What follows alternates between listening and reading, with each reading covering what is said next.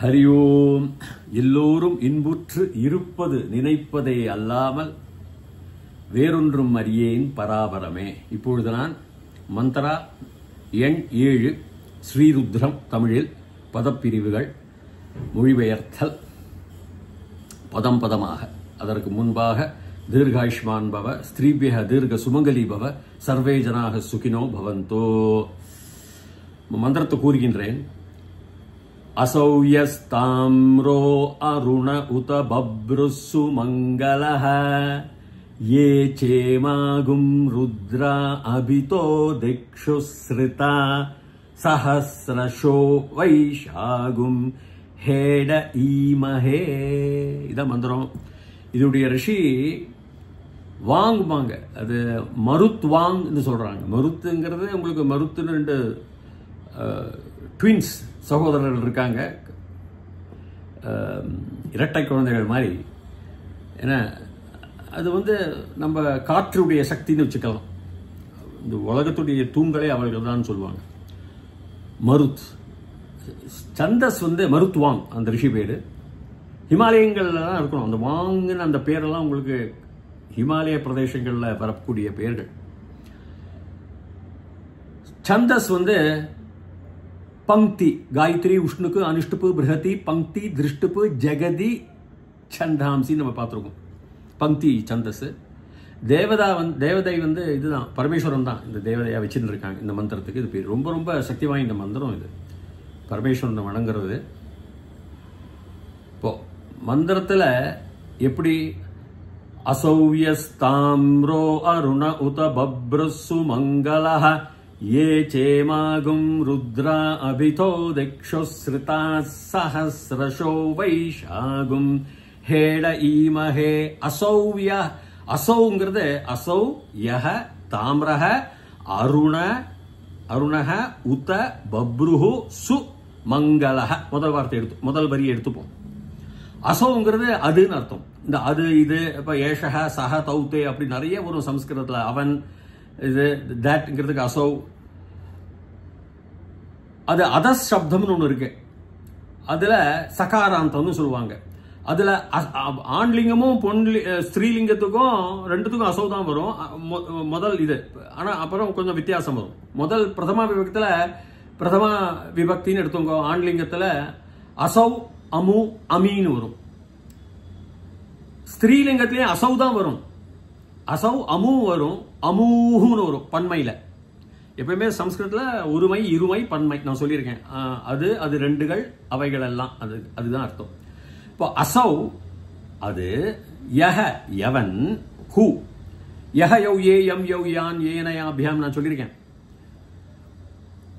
அசௌ யஹ தாம்ரஹ, தாமிரபத்திரம் காப்பர்னு சொல்லுவோம் இல்லையா, வெண்கலம், நீங்க எப்படி வேணா சொல்லிங்க. அதனால அது எதை குறிக்கிறதுனா தாமிரகன்னா அந்த பிரவுன் கலர்னு சொல்றோம் இல்லையா, சிகப்பான ஒரு பிரவுன், ஒரு ஒளிமயமான சிகப்பு பிரவுன் கார்த்தால அந்த சூரியனை பார்க்கறச்சு தாமிரம் வரணும். சோ அசௌ யஹ தாமிரஹ அருணஹ, அருணோதயம்.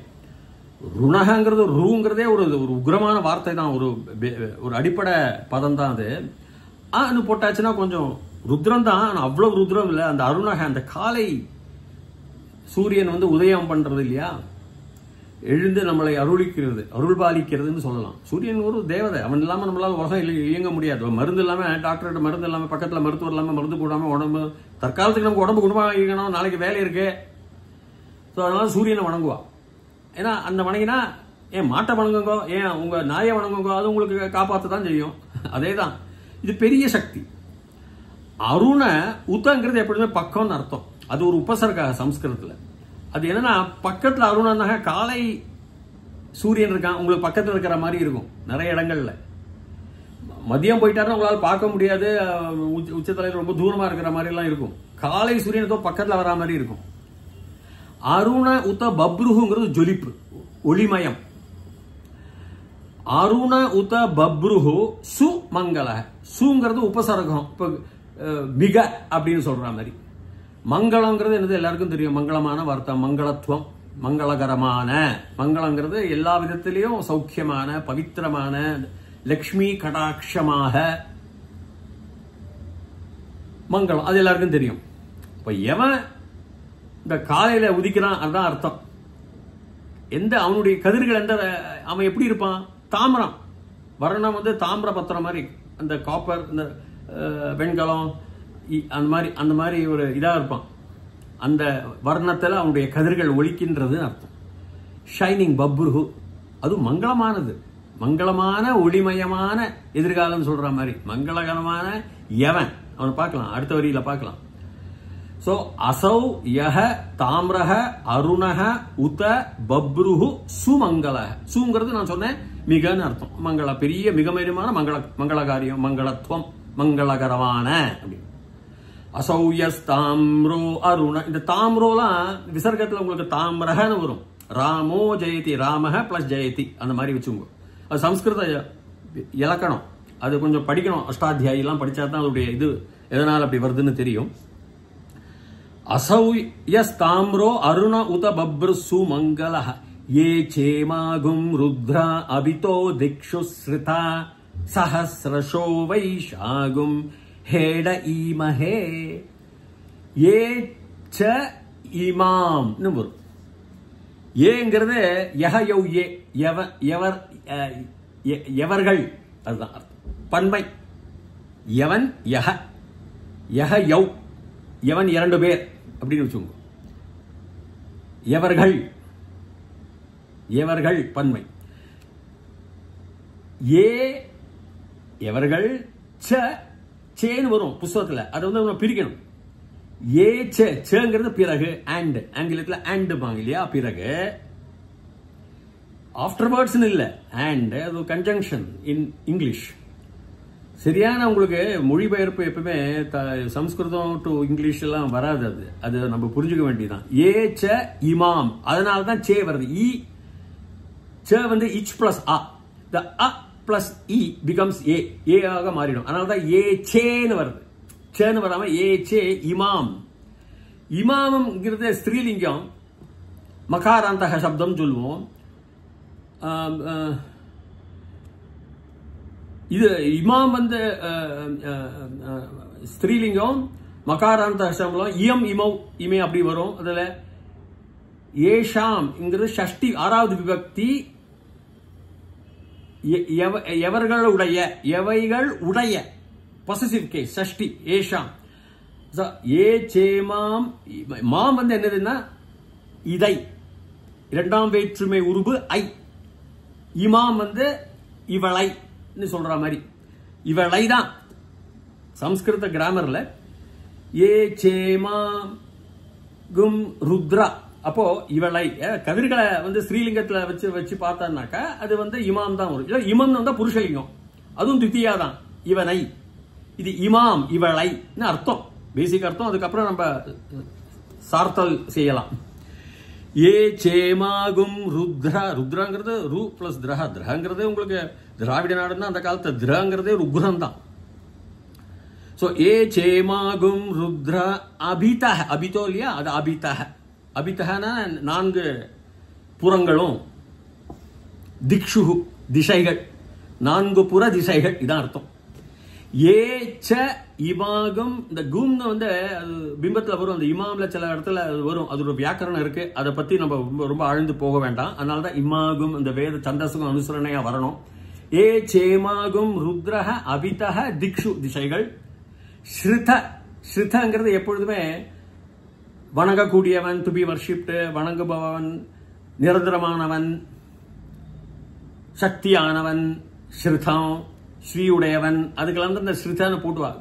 குறிப்பாக நம்ம எடுத்துக்கொள்ள வேண்டிய அர்த்தம் இந்த இடத்துல வணங்கக்கூடியவன், டு பி வர்ஷிப்டு எடுத்துக்கலாம். ஸ்ருதாங்கிறது ஸ்ருத தேவன் அப்படின்னு சொல்லலாம். இது வந்து அட்ஜெக்டிவ் வாங்க ஆங்கிலத்தில், இந்த ஸ்ருதா அப்படிங்கிறது.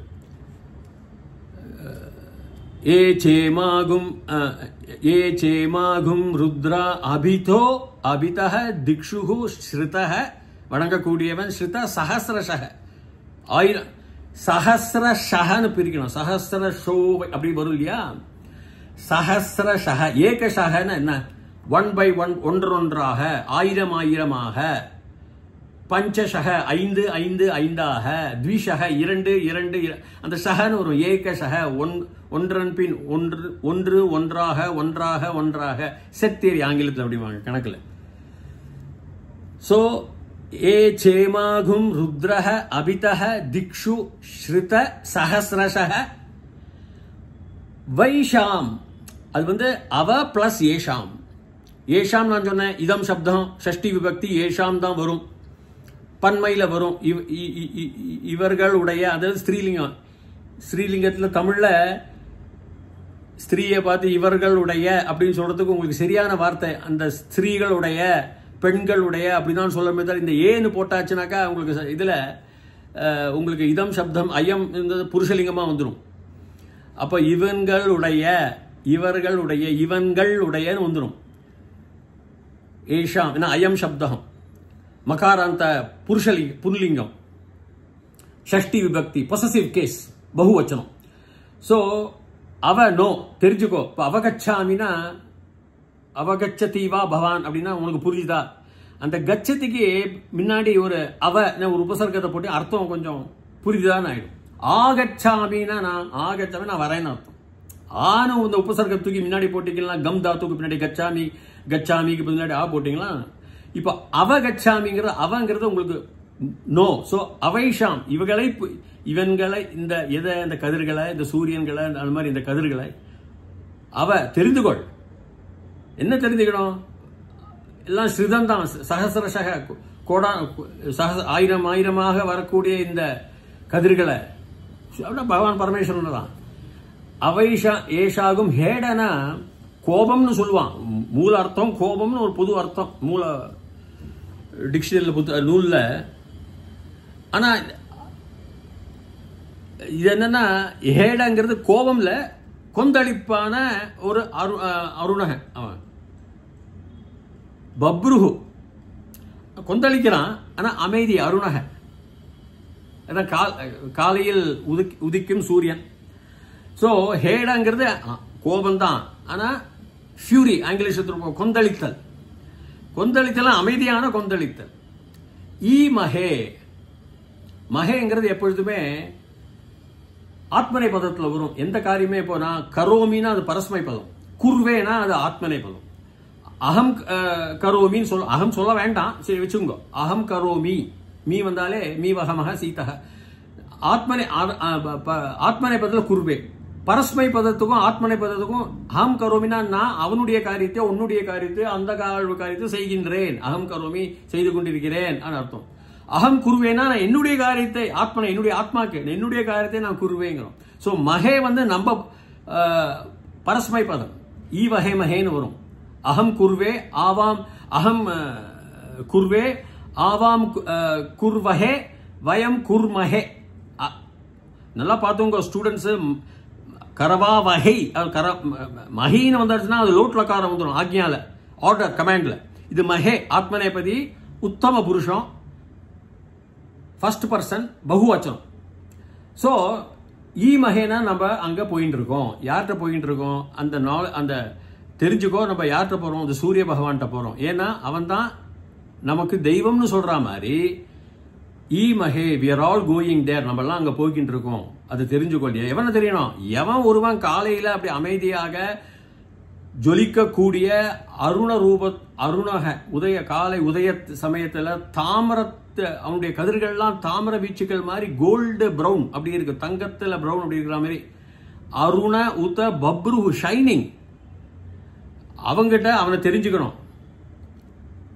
அவைஷாம் இதைகள்லாம் நீ எல்லாத்தையுமே நீ தெரிஞ்சுக்கணும். இந்த ஏஷாம் இதைகள்லாம் என்ன, எல்லாருமே அவன்கிட்ட தான் போறோம். யார் எப்படிப்பட்டவன், அவனுடைய கதிர்கள்லாம் நீ தெரிஞ்சுக்கணும். எல்லாமே தாமரமா இருக்கும். காலையில உதிக்கிறான், ஜொலிக்கிறான். அந்த சூரிய பகவான நீ தெரிஞ்சுக்கணும். அந்த அருணன் யாரு? சிவன் தான், பரமேஸ்வரன் தான், தேவதா அவருக்கு. சோ இதான் இதனுடைய அர்த்தம். இந்த காலையில நம்ம சூரியனுக்கு சந்தியாவந்தனம் பண்றத பிராத்தகால சந்தியாவந்தனம் அவசியம்னு சொல்றது. சூரியனை பார்த்து வணங்கினா நாள் அப்படியே வளர்ந்து வளர்ந்து வளர்ந்து போகும். நமக்கு எல்லாமே எல்லாம் நம்முடைய கடமைகள், நம்முடைய செயல்பாடுகள், நம்முடைய லாபகர செயல்கள்லாம் லாபகரமாக வரணும் இல்லையா? நல்லா பவித்திரமாக வரணும். அதனாலதான் இந்த காலை வணக்கம் சந்தியாவந்தனம் எல்லாம் பண்றான். அவன் தான் பரமேஸ்வரன். பரமேஸ்வரன் அப்படிப்பட்ட ரூபத்திலேயே இருக்கிறான். அதான் அந்த ருத்ரதாண்டவம். அவனுடைய அவன் முதல்ல அந்த வெடிச்ச உடனே அந்த இன்ஃபினிட்லி ஸ்மால் டாட், அளவற்ற ஒரு சிறு புள்ளி வெடிச்ச உடனே வெளிச்சம் வந்தது. அதுக்கப்புறம் ருத்ரதாண்டவத்தினால தான் மேட்டர் ஃபார்ம் ஆச்சு. அதாவது பொருள்கள் உற்பத்தி ஆனது. மேட்டரும் எனர்ஜியும் தான். அதான் இது நாரியல் சக்தி கூட சொல்லுவாங்க. இதில் அர்த்தநாரீஸ்வரர்னு பாதிய நரக பாதி நாரின்னு அப்படின்னு சொல்லுவாங்க, எனர்ஜி அண்ட் மேட்டர். ஸோ அந்த சூரிய பகவானை நம்ம தெரிஞ்சுக்கணும். அது யாரும் இல்லை, பரமேஸ்வரன் தான். பரமேஸ்வரன் அவனை மாதிரி தான் இருக்காருன்னு அந்த அர்த்தத்தில் வரக்கூடிய இந்த மந்திரம். இது முக்கியமானது. இந்த மந்திரத்தை சொன்னாலே போதும், நிறைய நம்முடைய தொல்லைகள், நாள் தொல்லைகள்லாம் அப்படியே அடுத்த நாள் உதிக்கிற வரைக்கும் அந்த சூரியன் அன்னைக்கு நம்மளை காப்பாற்றுவான்னு ஒரு அர்த்தத்தில் நான் எடுத்துக்கிறேன். இதில் இந்த மந்திரத்தில் இந்த பதப்பிரிவு செய்துட்டேன். நீங்கள் சார்ந்த அர்த்தத்தை நீங்களே போட்டு பார்த்துக்கலாம். ஸோ இதோட இந்த 7வது மந்திரத்தை முடித்துக் கொள்கிறேன். மீண்டும் பார்க்கலாம். தயவுசெய்து என்னுடைய இந்த சேனலை இதை சப்ஸ்கிரைப் பண்ணீங்கன்னா தொடர்ச்சியாகவே அடுத்து 8 சொல்ல போகிறேன், 9 அப்படி போயிட்டே இருக்கும். மிகப்பெரிய அர்த்தம். நான் அந்த பதப்பிரிவுகளை கொடுத்துட்றேன், நீங்களே சார்ந்த அர்த்தத்தை எடுத்துக்கலாம். இதான் இதனுடைய அர்த்தம், பதப்பிரிவுகளுடைய அர்த்தம். ஹரி ஓம்.